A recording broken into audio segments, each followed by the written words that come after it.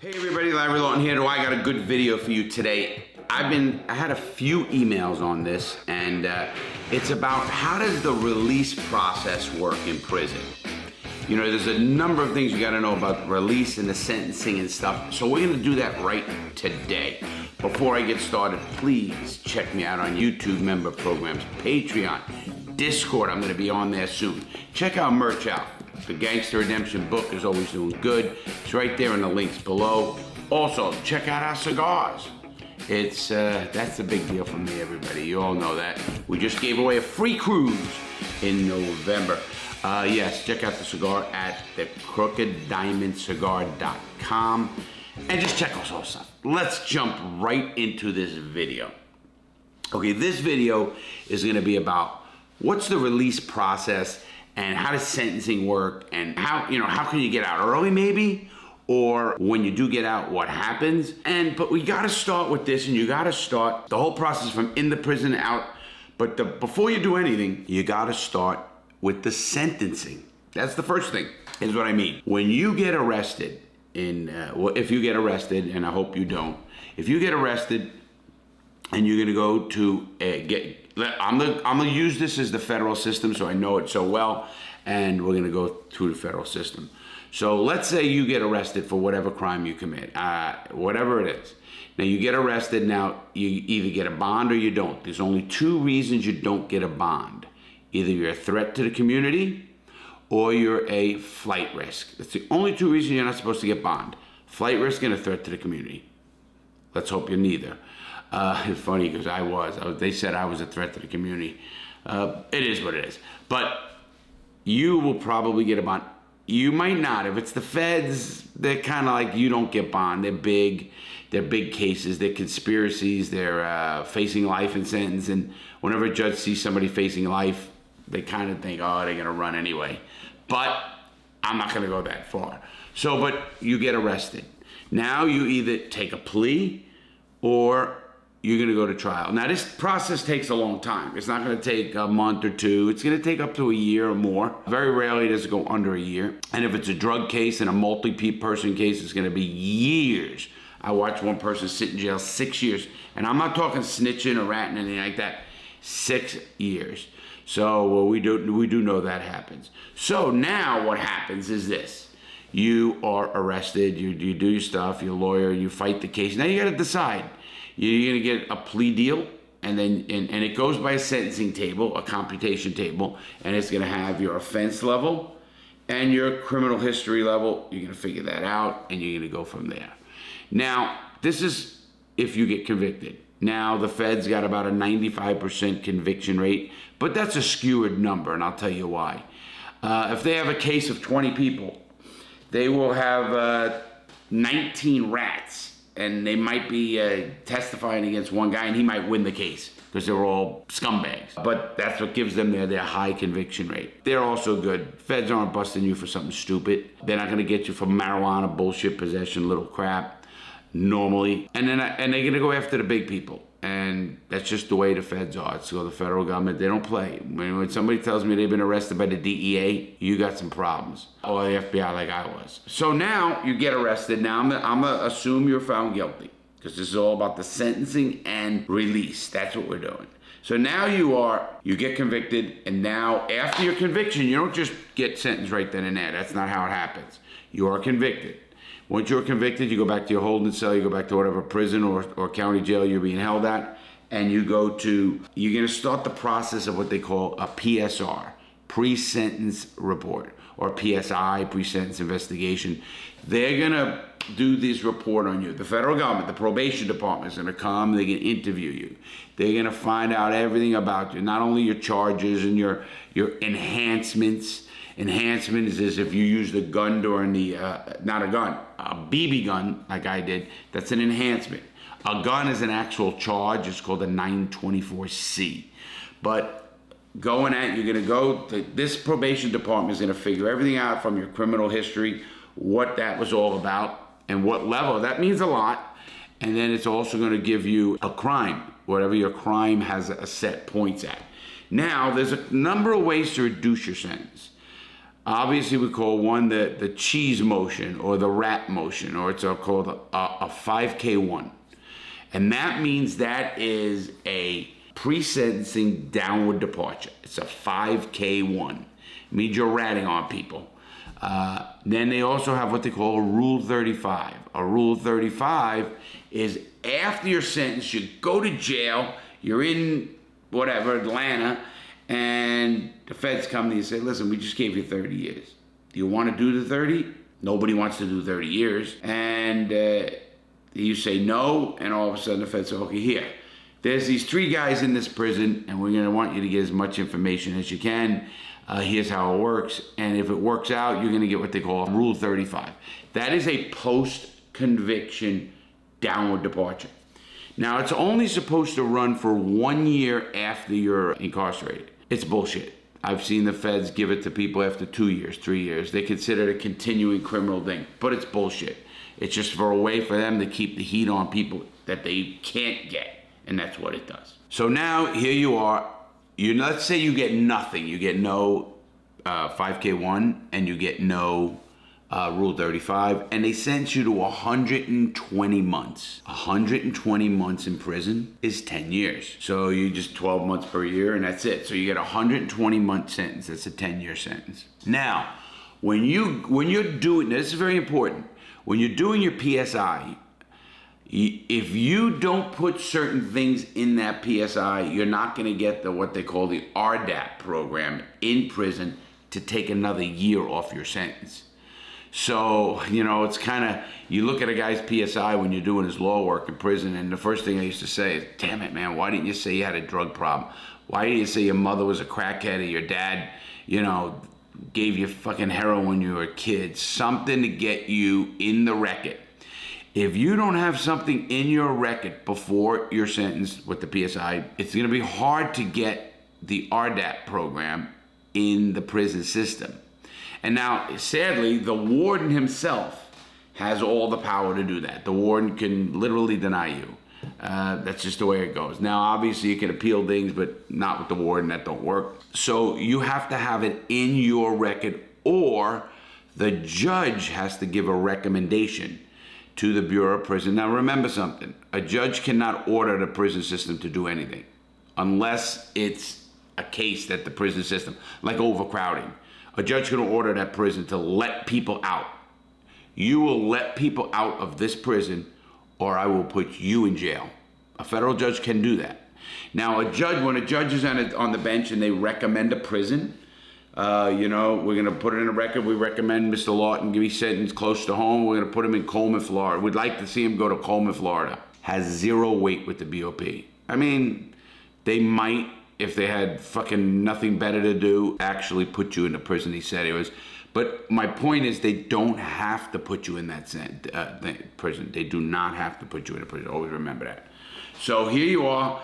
You are recommended by the judge to do the RDAP. You have a drug problem. The judge is not going to say RDAP. He's going to say, I'm going to recommend this man gets drug help, a drug treatment. Once he says that, it's in your record. Now, that's very important for your sentence, because you will get a year off if you complete the RDAP. And I'm going to go over the RDAP and all these programs here in a minute. So now you get to prison, and you had a lot of time to do. You had 10 years. Well, don't fuck up. Here's a couple of things that happen. Okay, in prison, you're going to have 3 ways to get time lowered or time off your sentence. You have good time. It's really not good time, because the good time we used to remember, or the older people will remember, is before 1984. In 94. 84 and 94. 96 was another change. 84 is when the law really changed, and they don't give parole anymore. There's 0 parole. So the feds have no parole. So you have to do your sentence. You get 54 days a year of good time if you get no infractions, no shots and stuff of that nature, and lose that time. Also, to get that time, you actually have to have a high school diploma or a GED or be in the class and enroll to get that good time.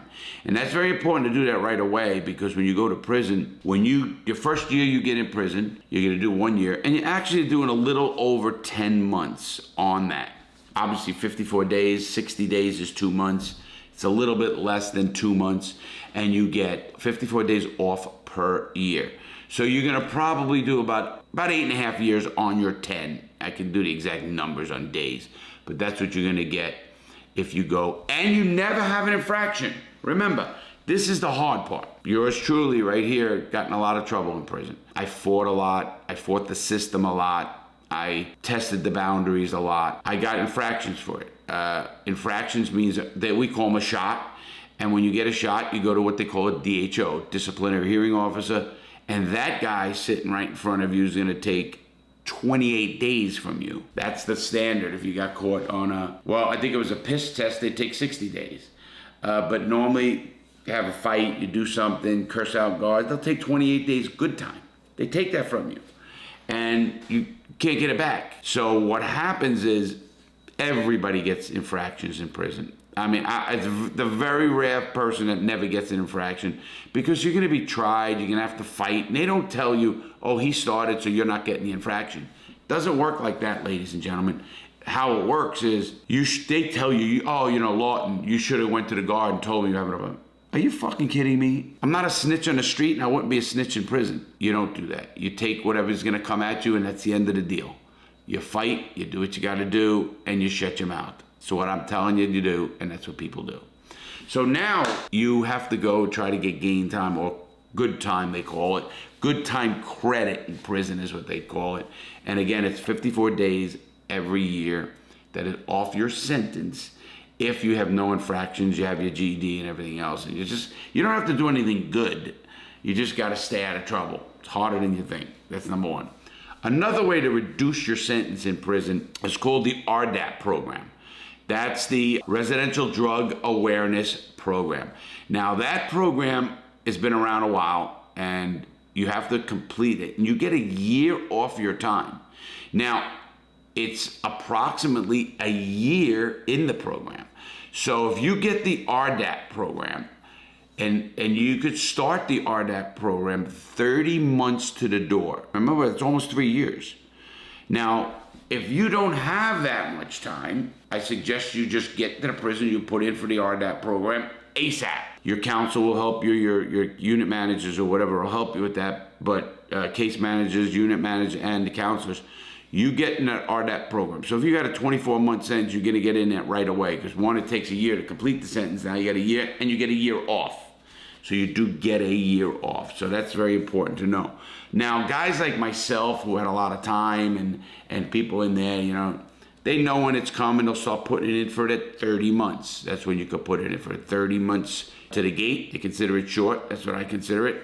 And then you can get into the RDAP program if you have it in your record before. Or you could be a drug dealer and never have anything wrong with drugs. That's just that doesn't give you automatic entry into the RDAP program. Now, you could be a armed robber and rob jewelry stores and be a crackhead, or say you're a crackhead, and get the RDAP.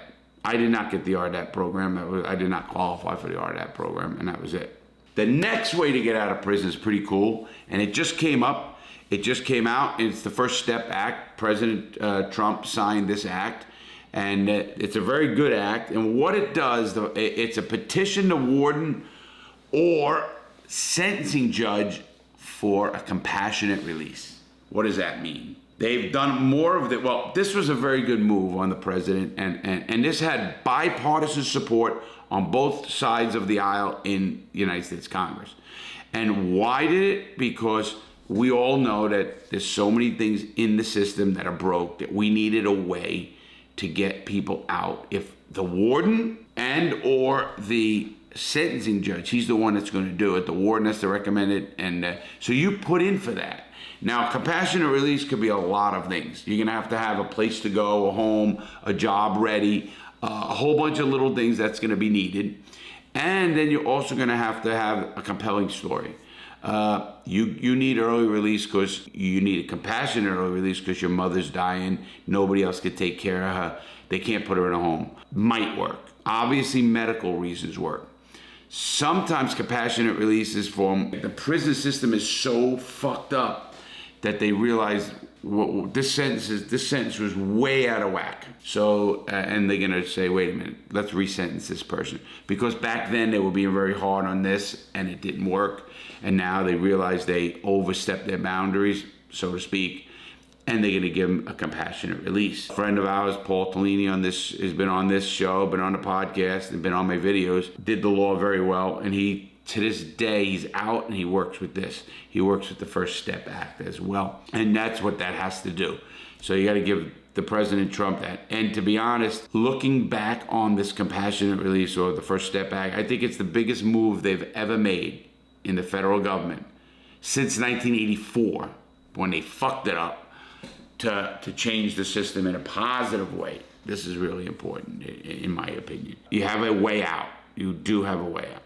And the fourth way out is executive clemency. Now, executive clemency is just the statute.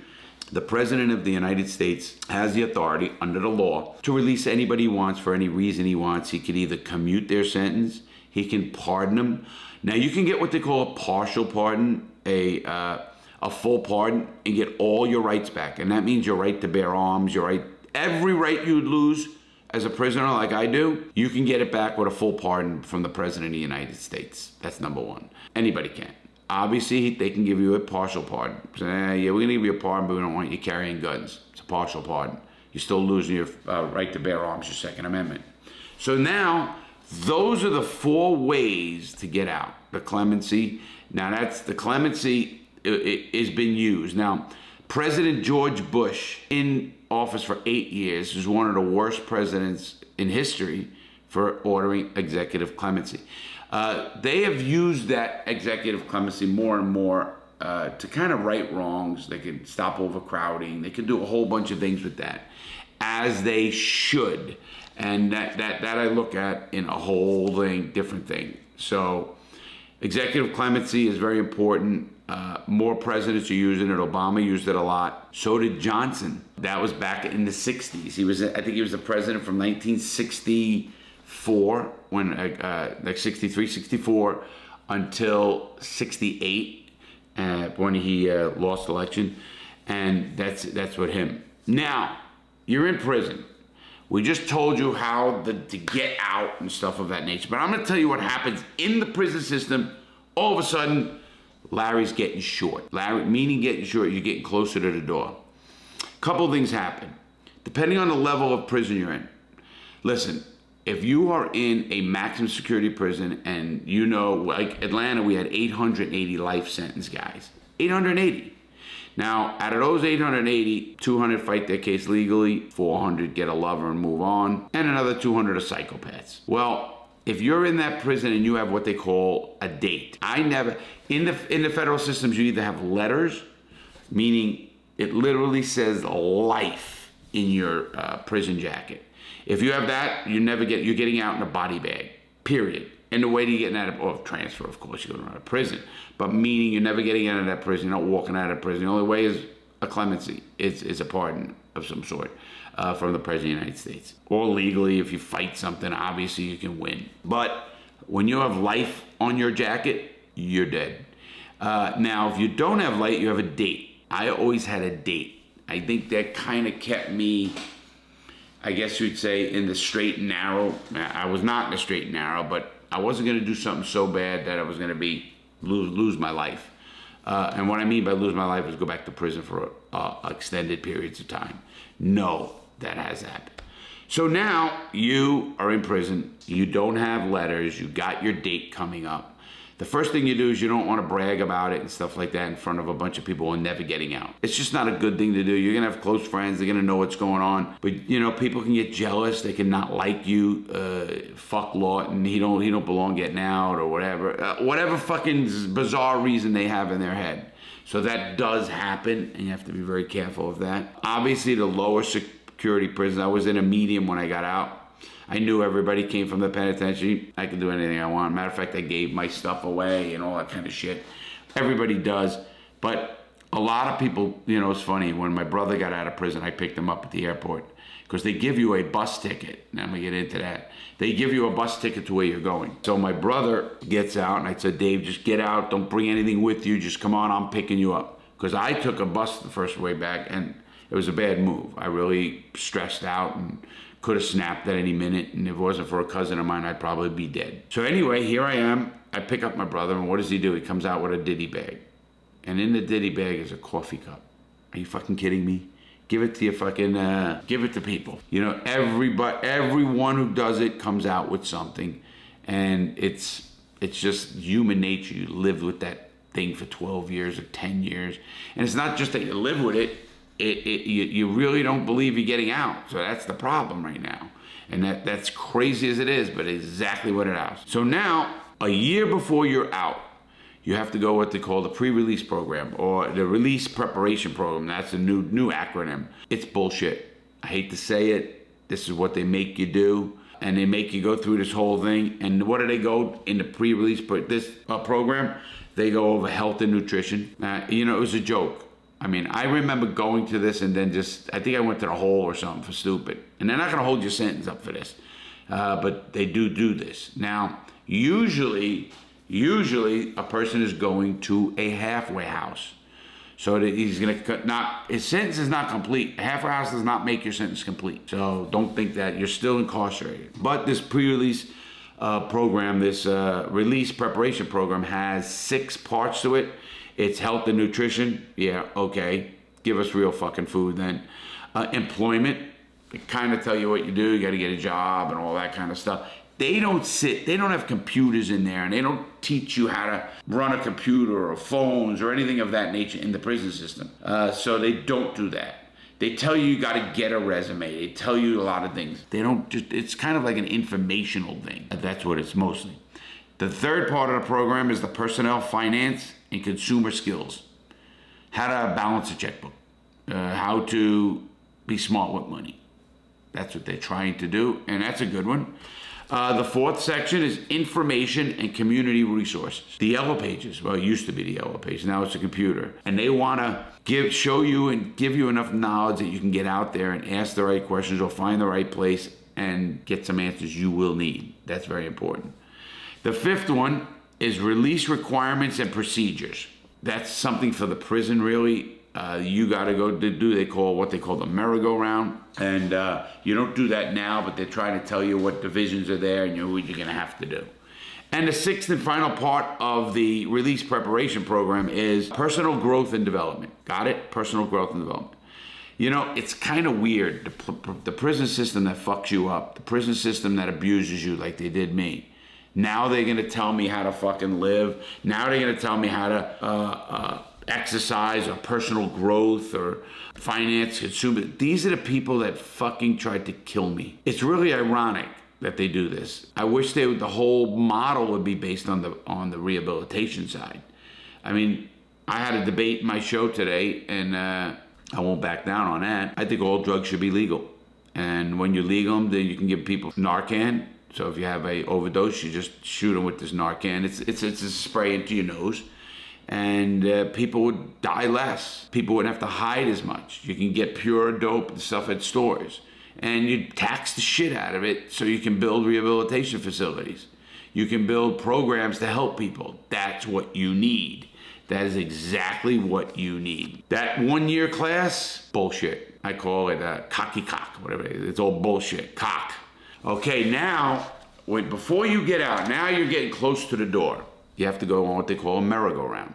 A day or two before that you get released, they send you with a piece of paper, and every department in the prison has to sign off on you.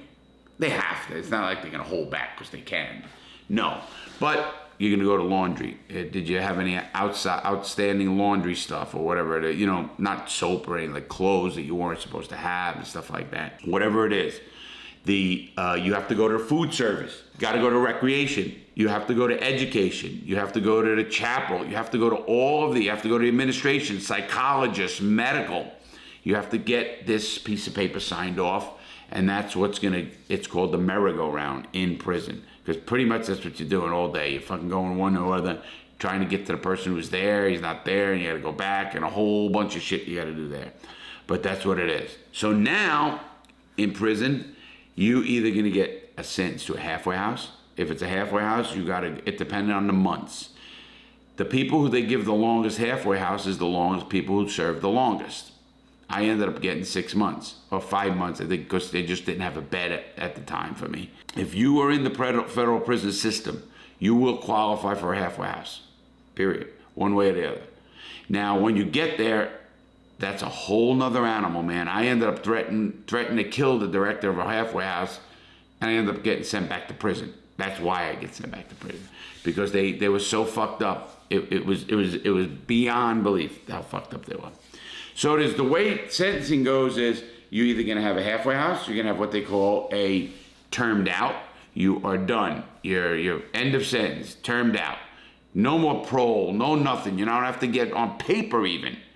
You don't have to get out of the prison system and then go report to anybody. You're free. You're a free man. That does happen. And then they have, that's called people doing it to the door, and then they have to go to a halfway house. And then, of course, the halfway house. But those are the ways that you are going to have to get out of prison in its own way. Now, remind you, any way along the line you get an infraction, you have a fight, person pushes you, guards a dickhead, I think you'd say, go fuck yourself, Farley, or whoever it is. You can do that in some prisons. Of course you can't. Some others it's insubordination and all that kind of stuff. But listen, in a maximum security prison, they ain't fucking around. They're not worrying about shit, is what I'm saying. But anyway, so those guys right there. Now, all the people in that, your unit team is supposed to help you with this. Now, when you go to prison, you get what they call a team.